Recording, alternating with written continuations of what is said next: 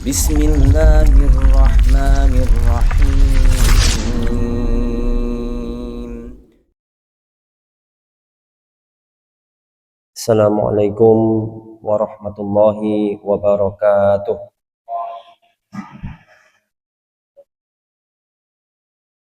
Innal hamdalillah nahmaduhu wa nasta'inuhu wa nastaghfiruh wa na'udzu billahi min shururi anfusina wa min sayyiati a'malina.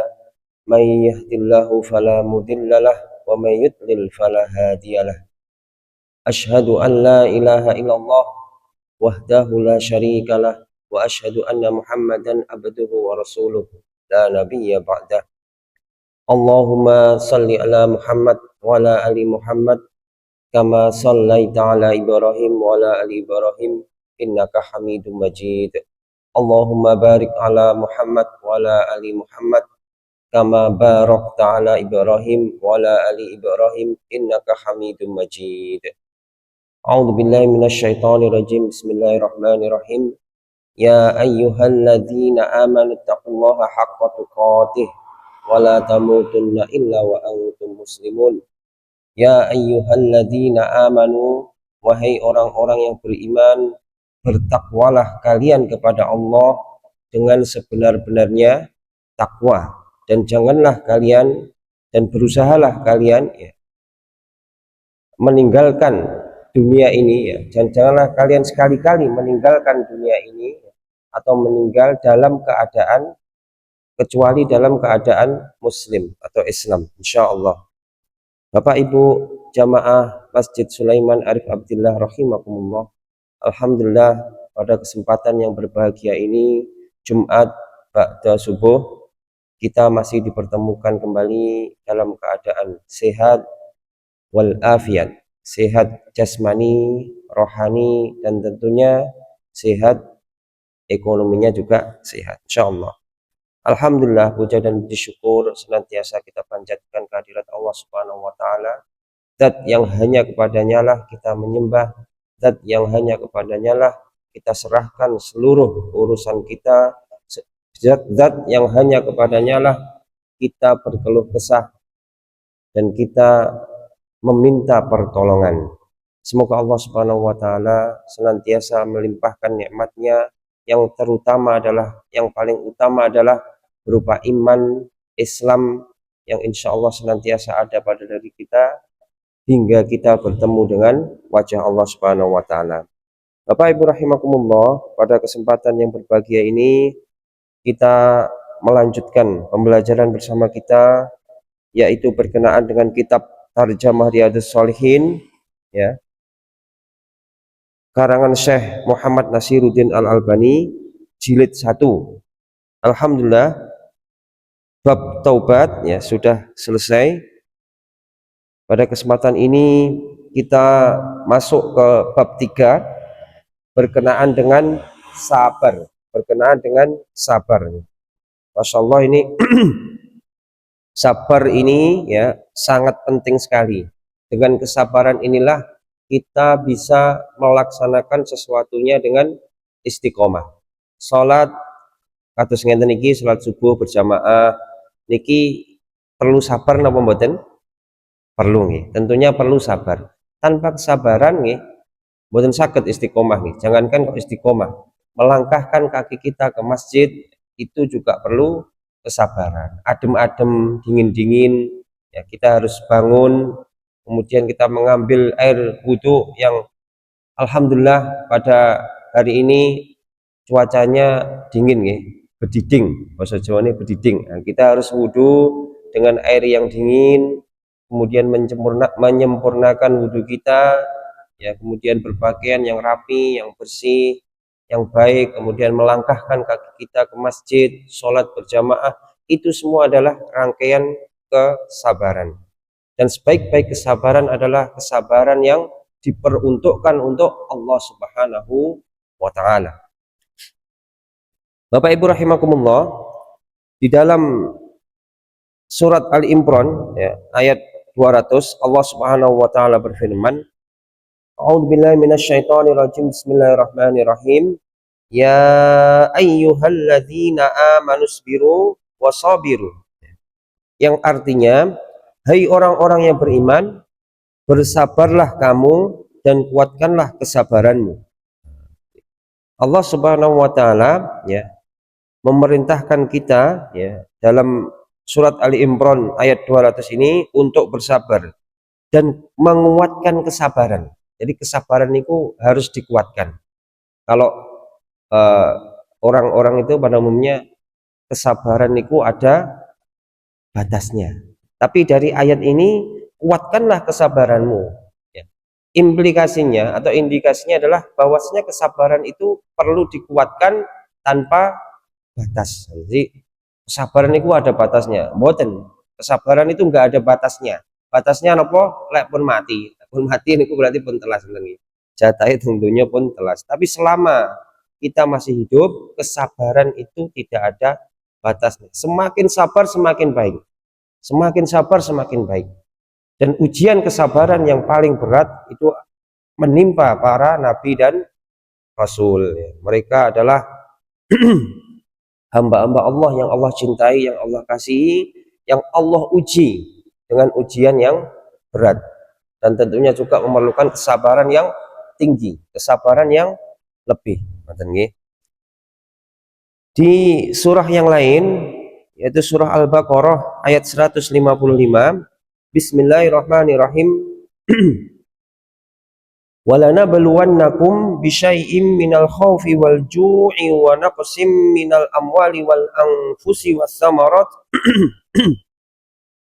wa basyiris sabirin, yang artinya, dan sungguh akan kami berikan cobaan kepadamu dengan sedikit ketakutan, kelaparan, kekurangan harta, jiwa dan buah-buahan, dan berikanlah kabar gembira kepada orang-orang yang sabar.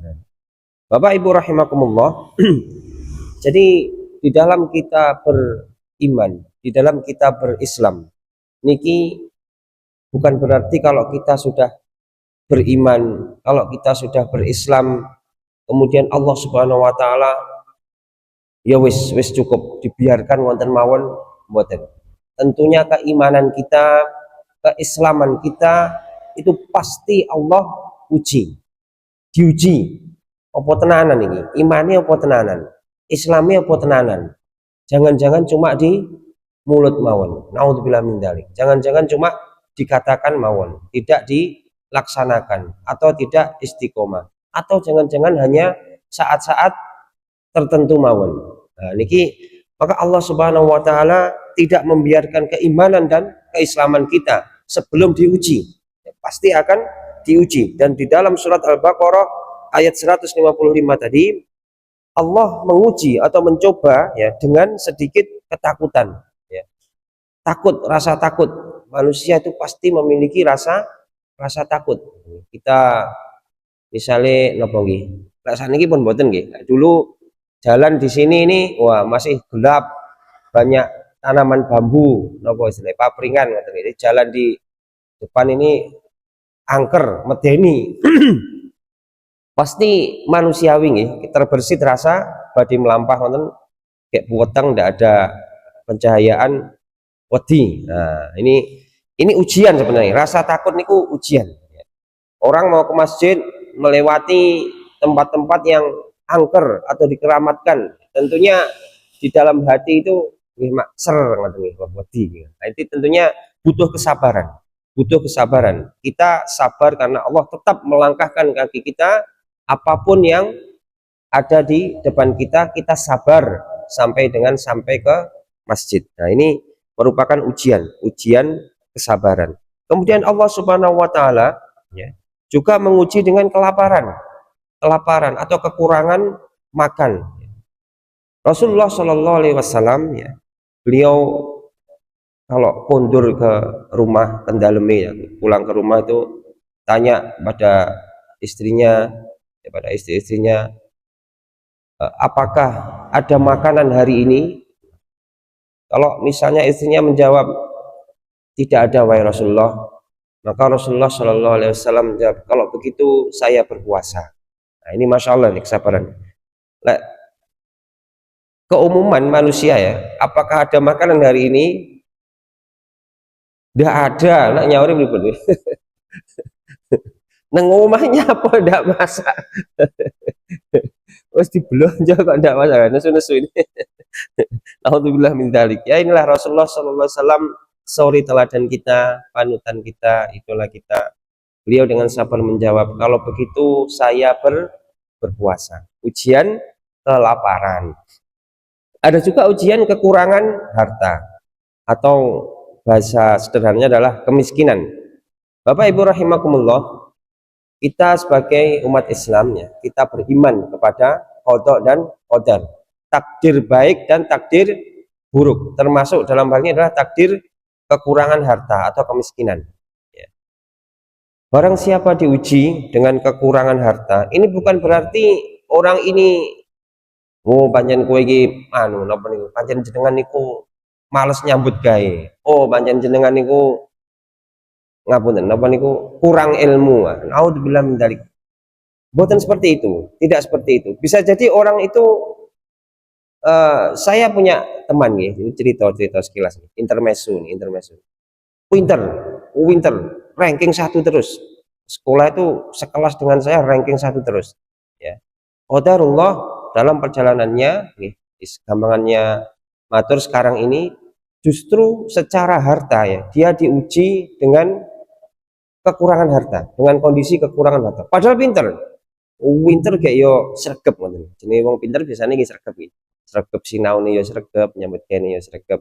Tapi qadarullah Allah uji dia dengan kekurangan harta. Jadi kekurangan harta itu adalah ujian dan tidak bisa kita napa niku kita mencela atau kita menyalahkan ini dan itu menyelesaikan, karena itu adalah ujian. Seberapapun pinternya orang itu, seberapapun sregepnya orang itu, kalau memang Allah takdirkan dia diuji dengan kekurangan harta, maka nggak ada yang bisa menolak, pasti akan sampai pada titik itu. Dan barang siapa yang Allah uji dengan sebaliknya, kelebihan nih, wah niki wonge males turu terus napa malih ming ora teh ubah tapi kok sugih ya. Niki nggih bukan berarti seperti itu nggih Bapak Ibu rahimakumullah. Tadi harta itu adalah ujian nggih. Jadi tidak napa niku tidak selalu sejalan dengan keadaan orang itu. Belum tentu kalau sregep niku sugih, belum tentu juga kalau males niku melarat, belum tentu, karena itu ujian ngoten nggih. Tetapi jangan khawatir, yang sregep itu pahalanya lebih banyak. Sregep karena Allah nggih. Jadi sregep sholat, sregep nyambut gawe, karena semua itu adalah rangkaian ibadah. Tapi yang malas meskipun sugih, nah niki dosa tok, malas niki dosa tok. Naudzubillah min dzalik. Kami lanjutkan. Di dalam surah yang lain, surah Az-Zumar ya, ayat 10. A'udzubillahi minasyaitonirrajim. Bismillahirrahmanirrahim. Innama yuwaffas sabiru na ajrahum bighairi hisab, yang artinya sesungguhnya hanya orang-orang yang bersabarlah yang dicukupkan pahala mereka tanpa batas. Jadi kesabaran itu ini yang napa niku ganjarannya atau imbalannya adalah pahala tanpa batas. Jadi bukan kok ganjarannya napa niku balasannya wo iku mesti lek sabar iku mesti sugih, engko lek sabar mesti pripun. Artinya yang sifatnya dunia mboten nggih, tetapi yang Allah janjikan adalah pahala akhirat, yaitu pahala yang tanpa batas. Artinya kesabaran itu pahalanya mengalir. Orang yang bersabar dengan kondisi hartanya, diberi kelebihan harta, dia bersabar, dia gunakan untuk berinfak, untuk berjuang di jalan Allah, ya, karena kesabarannya itu maka pahalanya juga mengalir. Diberi kekurangan harta, dengan kekurangan harta itu dia tetap taat kepada Allah, dia tetap menyandarkan dirinya kepada Allah ya, dalam keadaan kekurangan harta, maka pahalanya juga terus mengalir. Nah, berikutnya di dalam surat Asy-Syu'ara ya, ayat 43. Nah, ini sangat banyak sekali ayat-ayat atau surah yang membahas tentang kesabaran. A'udzubillahi minasyaitonirrajim. Bismillahirrahmanirrahim. Walamang sabara wa ghafara inna dzalika lamin azmil umur, yang artinya tetapi orang yang bersabar itu orang yang bersabar dan memaafkan, sesungguhnya perbuatan yang demikian itu termasuk hal-hal yang diutamakan. Jadi sabar dan memaafkan, sabar dan memaafkan, dua perbuatan ini adalah termasuk hal-hal yang diutamakan oleh Allah Subhanahu wa Ta'ala. Kenapa kok sabar? Karena orang hidup, Bapak Ibu rahimakumullah, tidak mungkin terlepas dari ujian atau cobaan. Tidak mungkin, pasti. Apapun kondisi dia, apapun keadaan dia, ya, bagaimanapun pola tingkai, pasti ada ujian, pasti ada cobaan yang memang Allah Subhanahu wa Ta'ala menghendaki seperti itu. Dan seorang yang beriman itu menghadapi ujian itu, menghadapi cobaan itu dengan sabar, dan juga dibarengi dengan memaafkan apabila itu berkaitan dengan saudara-saudara kita yang lain. Memaafkan, ya kenapa kok memaafkan? Karena memaafkan ini ternyata Bapak Ibu rahimakumullah, manfaatnya juga sangat banyak.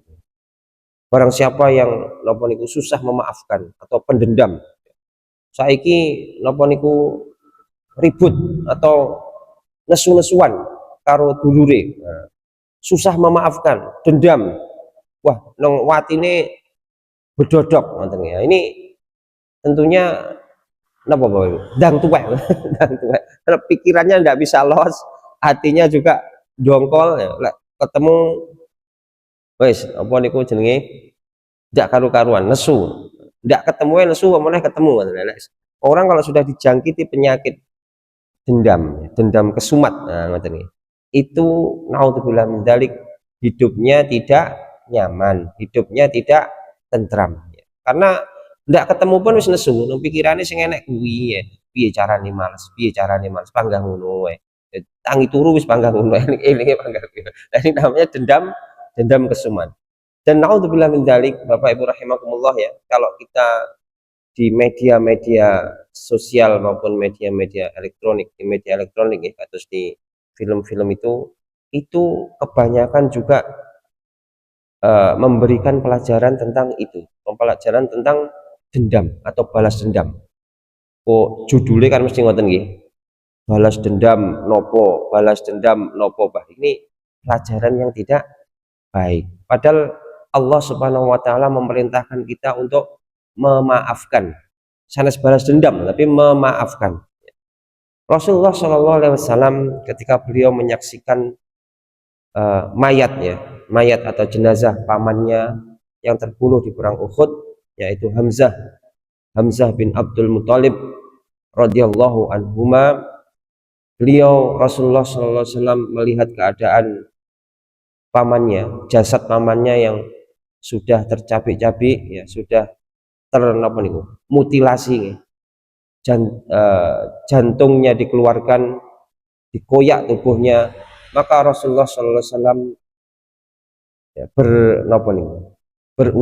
beruzar matur, jika Allah memberi saya kemenangan, ya, saking nesune nih, maka aku akan memutilasi 100 orang-orang musyrik, 100 orang-orang kafir, saking nesune iki. Wis dipateni kok jasadnya diperlakukan seperti itu. Rasulullah Shallallahu Alaihi Wasallam marah, maka dia berjanji, kalau Allah memberi saya kemenangan, ya, maka saya akan memutilasi 100 orang kafir. Saking nesune Rasulullah ini. Jadi dipateni mawon wong perang nggih mboten wonten nggih. Perang nggih lek mboten urip nggih mati kan. Tapi niku sudah dibunuh dan diperlakukan seperti itu. Maka Allah Subhanahu wa Ta'ala menegur Rasulullah Shallallahu Alaihi Wasallam bahwasanya keadaan itu atau kematian yang seperti itu dan keadaan-keadaan yang lain itu semua adalah kehendak Allah Subhanahu wa Ta'ala. Tidak perlu dendam, tidak perlu membalas dengan yang lebih buruk, mboten. Tetapi maafkanlah. Artinya apa yang Rasulullah Shallallahu Alaihi Wasallam atau apa yang akan kita lakukan itu adalah seluruhnya diperuntukkan untuk Allah Subhanahu Wa Taala, diperuntukkan untuk meninggikan kalimatullah la ilaha illallah, hingga kalimat la ilaha illallah menjadi yang tertinggi, menjadi yang, ya, Allah Subhanahu wa taala menjadi satu-satunya zat yang disembah. Tujuannya itu bukan balas dendam. Jadi kalau meninggal ini ngapunten sekedhik ya. Meninggal atau kematian itu memiliki 99 sebab. Jadi tiang mati niku 99 sebab. Pripun enten sing saged nyebut niki 99 niku napa mawon? Wadah nggih. Enten sakit, enten napa niku kesandung nggih saged mati nggih. Enten eh, kecelakaan nggih wonten yang jatuh dari tempat tinggi, wonten yang keracunan, kata sangat jumlahnya 99 sebab kematian. Dan apabila seseorang itu, ya, terlepas atau luput dari 99 sebab itu, maka dia tidak akan bisa lari atau tidak akan bisa luput dari sebab yang ke 100. Napa? Sebab yang 100 napa? Tua. Tuwek ngoten nggih. Jadi umurnya semakin banyak, wah, meskipun sehat, meskipun apa niku keadaannya masih bisa ini dan itu, tapi tuwek ngoten. Lek pun tuwek nggih parane teng pundi nggih mati ngoten. Jadi jika seseorang itu luput dari 99 sebab kematian, maka dia tidak akan bisa luput dari sebab yang ke 100, yaitu tua. Lek pun tua nggih pun sedo, sebarane wis entek ngoten nggih. Kami lanjutkan dalam surat yang lain, surah Al-Baqarah ayat 153. Bismillahirrahmanirrahim. Wasta'inu bis-sabri was-shalah innallaha ma'as sabirin. Yang artinya, jadikanlah sabar dan sholat sebagai penolongmu. Sesungguhnya Allah beserta orang-orang yang sabar. Kalau yang surat As-Syu'ara yaitu bersabar dan memaafkan. Ini adalah hal-hal yang diutamakan. Tetapi di dalam surat Al-Baqarah 153 ini Allah Subhanahu wa taala memberitahu kita, ya, bahwasanya senjatanya orang-orang yang beriman niku dua nggih. Nah, ini. Jadikanlah sabar dan sholat sebagai penolongmu. Nah, ini senjatane nggih. Senjatane sabar dan sholat. Bapak Ibu rahimakumullah, sabar niku sangat berat, ya, dan perlu diusahakan, dibiasakan. Sholat itu adalah juga kewajibannya sangat berat, perlu dibiasakan dan diusahakan. Dan dua-duanya ini adalah penolong kita di dunia ini dan di akhirat kelak. Di dunia orang yang sabar itu lapang, hatinya lapang, hidupnya tentram, bahagia dengan kesabarannya itu. Sementara sholat, orang yang sholat di dunia, khususnya di dunia, karena dia disibukkan dengan kewajiban sholat, ya, maka insya Allah tidak banyak yang ngeruweti pikiran. Yang ngeruweti pikiran itu betulnya dari adzan teko sholat, adzan rawuh sholat, adzan rawuh sholat. Yang ada di pikirannya hanya sholat. Karena apa? Karena itu adalah rukun Islam, kewajiban bagi setiap muslim. Sholat 5 waktu, ngoten nggih. Bayarannya napa enten bayarannya? Ngoten, bayarannya di sisi Allah Subhanahu wa taala. Salat itu dari salat yang satu ke salat yang berikutnya itu ada penghapusan dosa. Jadi memang salat ini harus kita utamakan, harus dipeni. Begitu dengan adzan, tinggalkan seluruh kegiatan kita menuju ke masjid, sholat berjamaah. Setelah sholat, monggo bertaburan lagi untuk mencari rezeki, untuk mencari karunia Allah di muka bumi ini. Berikutnya dalam surat Muhammad, ya, ayat 31, Allah Subhanahu wa taala berfirman, Bismillahirrahmanirrahim.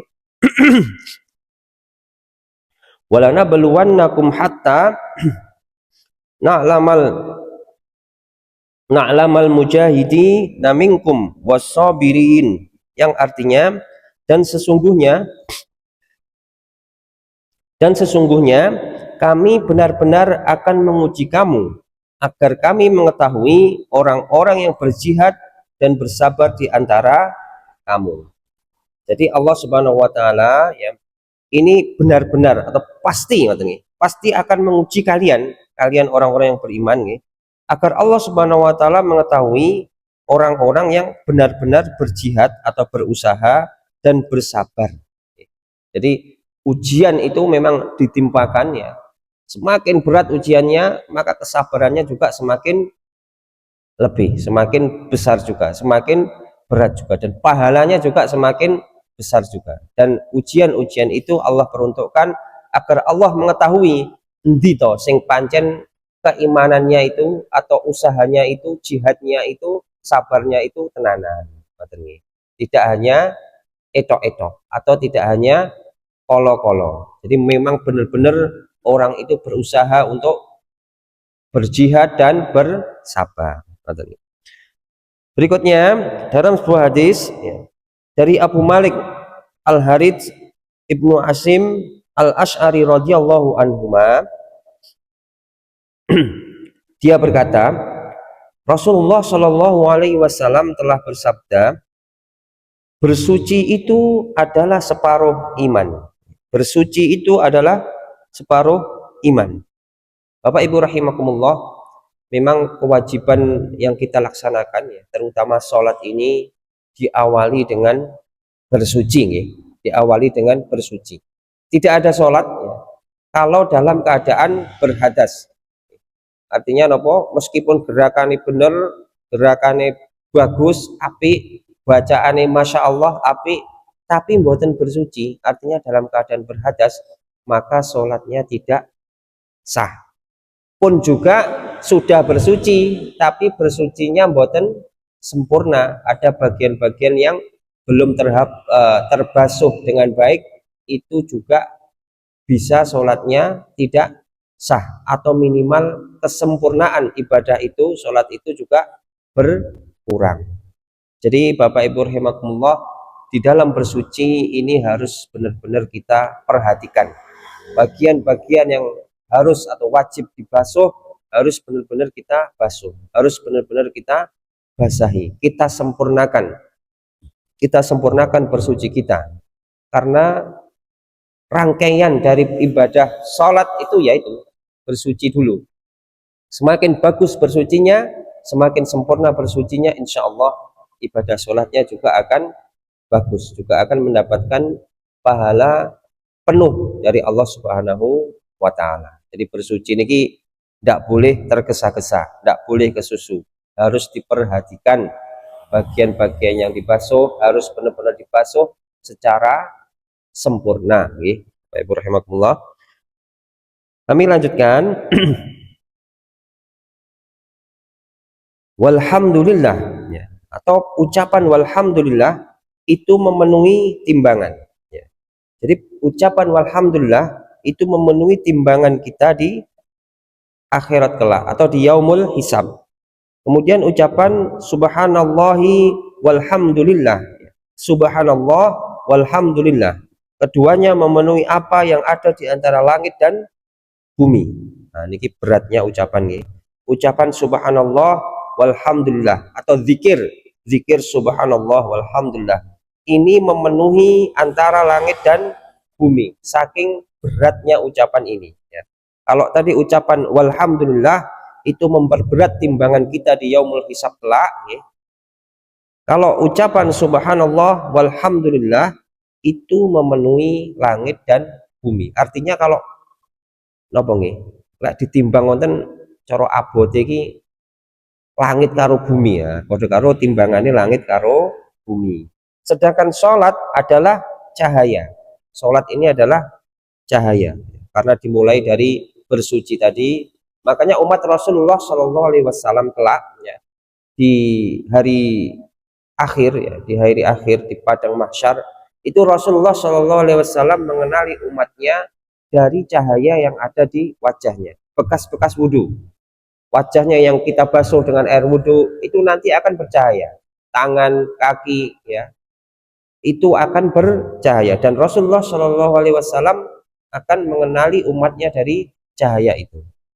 Pulau panjenengan kan belum pernah nih ketemu Rasulullah nih. Kita tidak hidup di zaman Rasulullah Shallallahu Alaihi Wasallam, tapi insya Allah lah, semoga Allah pertemukan kita dengan beliau, dan beliau Shallallahu Alaihi Wasallam mengenali kita dari cahaya yang ada pada diri kita, bekas-bekas wudu menika nggih. Jadi salat itu adalah cahaya. Sedekah adalah bukti. Bukti. Opo lah misalnya beriman atau bertakwa. Nah, niku buktine nopo? Nah, buktine nopo? Salah satunya adalah sedekah atau memberikan ya atau menyedekahkan sebagian harta kita di jalan Allah. Itu sebagai bukti keimanan dan ketakwaan kita kepada Allah Subhanahu wa taala. Dan sabar adalah pelita. Pelita niku napa? Pelita niku anu nggih, napa nggih? Cahaya yang meskipun kecil tapi terus-menerus dan memberi penerangan. Itulah pelita. Jadi dengan kesabaran itu ibaratnya seperti itu, seperti pelita. Meskipun itu sesuatu yang kecil ya, sabar niku kan mboten ketok nggih. Sing ngerti nggih awake dhewe dan Allah Subhanahu wa taala. Tetapi itu adalah meskipun kecil tapi pelita, memberikan penerangan yang terus-menerus. Nah, ngoten nggih. Al-Qur'an ya, Al-Qur'an adalah hujah bagimu atau atasmu. Sementara Al-Qur'an itu adalah hujah. Hujah niku napa? Hujah niku napa nggih bahasanya nggih? Napa Ustaz? Hujah niku napa bahasanya? Hujah niku gini loh. Jadi untuk alasan ya, alasan yang bisa kita gunakan di hari akhir kelak. Jadi sampean niku jenengan niku salat niku nopo dasari nopo Al-Qur'an karena Allah Subhanahu wa taala memerintahkan kita seperti ini. Nah, jadi jenengan niku sedekah niku nopo dasari nopo Al-Qur'an karena Allah Subhanahu wa taala memerintahkan saya seperti ini. Nah, jadi hujah niku ngoten niku nggih. Jadi alasan kita itu melakukan sesuatu itu karena apa? Karena Allah dan Rasulnya. Kita tidak mungkin bercakap-cakap dengan Allah langsung, mboten kiat.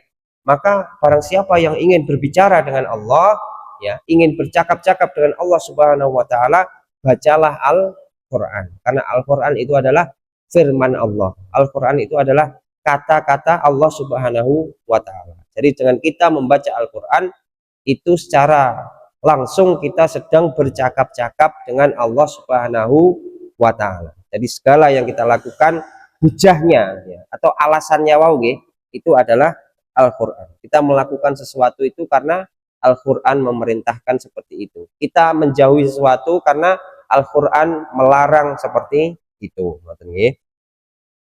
Semua orang ya berangkat pagi. Jadi semua orang tuh berangkat niki bahasanya berangkat pagi niku berusaha pagi-pagi ngoten nggih. Menjual dirinya, maka dia memerdekakannya atau menghancurkannya. Maksudnya nopo? Setiap manusia yaitu berusaha dengan bersegera. Di dalam hadis ini dikatakan adalah berangkat pagi. Pagi-pagi banget, ada yang pagi-pagi banget sudah berangkat. Menjual dirinya, maksudnya menjual dirinya niku kita melakukan perdagangan dengan Allah Subhanahu wa taala. Kita melakukan, jadi sesungguhnya kita ini sedang melakukan perdagangan atau jual beli dengan Allah Subhanahu wa taala. Tapi buatan jual beli dalam arti dengan uang buatan nggih, tapi jual beli dengan amal, dengan amal. Maka dia memerdekakannya atau menghancurkannya. Barang siapa yang berjual beli atau berdagang dengan Allah Subhanahu wa taala dengan amal kebaikan ya, maka sesungguhnya dia sedang memerdekakannya. Artinya memerdekakan dari azab Allah Subhanahu wa taala, memerdekakan dari siksa api neraka. Dan sementara orang-orang yang beramal dengan amal keburukan atau berdagang dengan Allah Subhanahu wa taala membayarnya dengan amal keburukan, maka sesungguhnya dia sedang menghancurkannya atau menghancurkan dirinya sendiri. Maka kelak dia akan mendapat bayarannya dengan siksa, dengan azab Allah, yaitu berupa neraka. Naudzubillah min dzalik. Nah, jadi Bapak Ibu rahimakumullah, baik kita sadari maupun tidak kita sadari, sesungguhnya kita ini sedang berdagang, kita sedang berjual beli dengan Allah Subhanahu wa taala.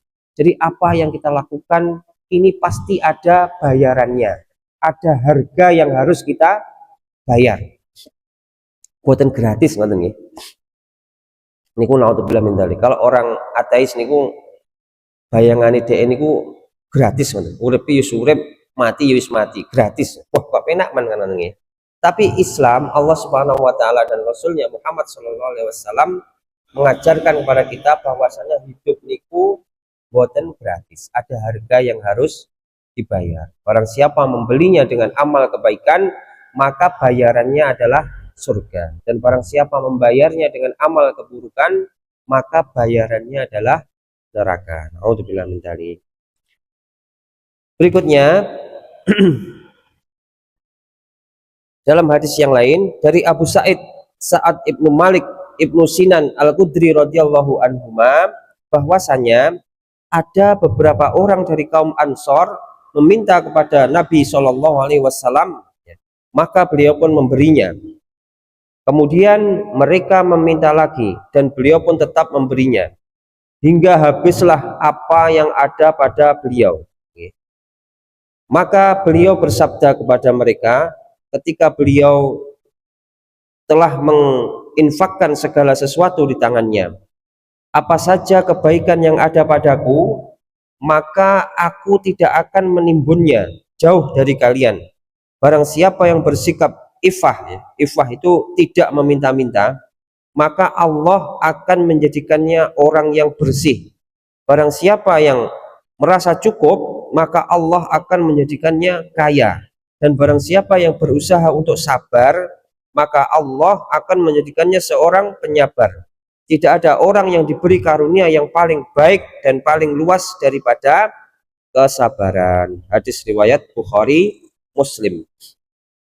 Jadi karunia yang paling baik, Bapak Ibu rahimakumullah, karunia yang paling baik dan paling luas di sisi Allah Subhanahu wa taala adalah kesabaran.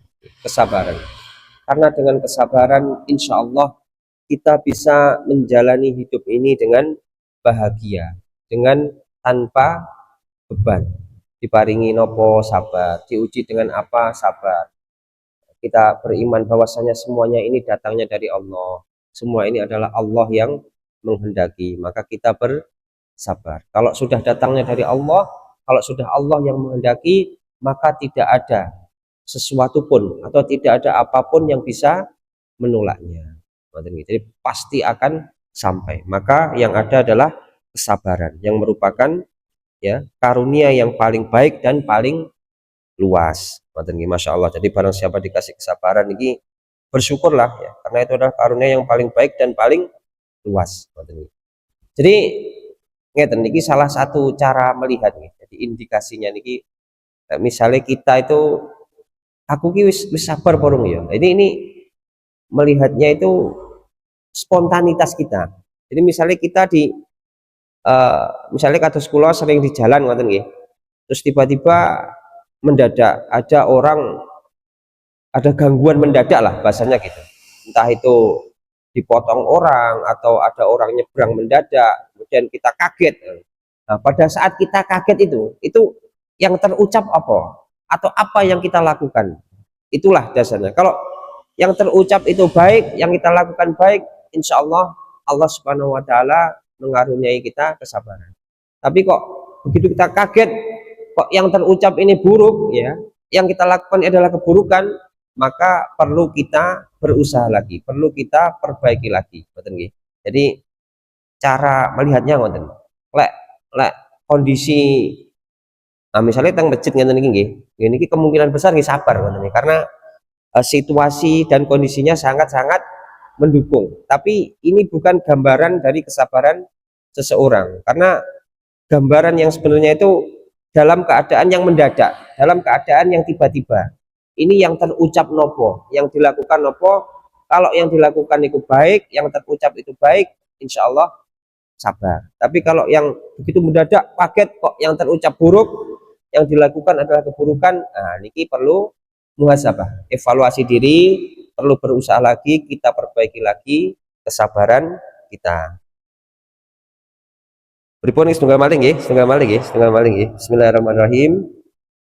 Dari Abu Yahya Su'aib ibnu Sinan radhiyallahu anhuma, dia berkata, Rasulullah Shallallahu alaihi wasallam bersabda, sungguh mengherankan perkara orang mukmin itu, sesungguhnya seluruh perkaranya adalah baik baginya, dan hal itu tidak dimiliki oleh siapapun kecuali oleh orang mukmin.